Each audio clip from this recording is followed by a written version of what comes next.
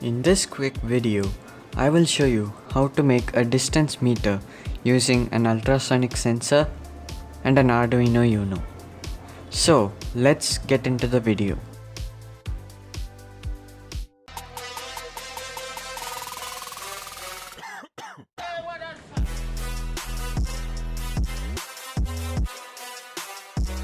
The components we need are an Arduino Uno,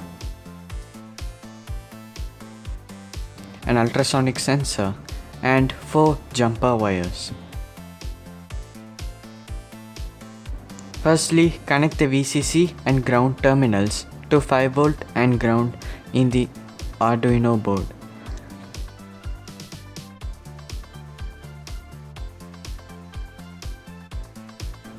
Now connect the trigger pin and echo pin to pin 9 and pin 10 respectively on the Arduino Uno.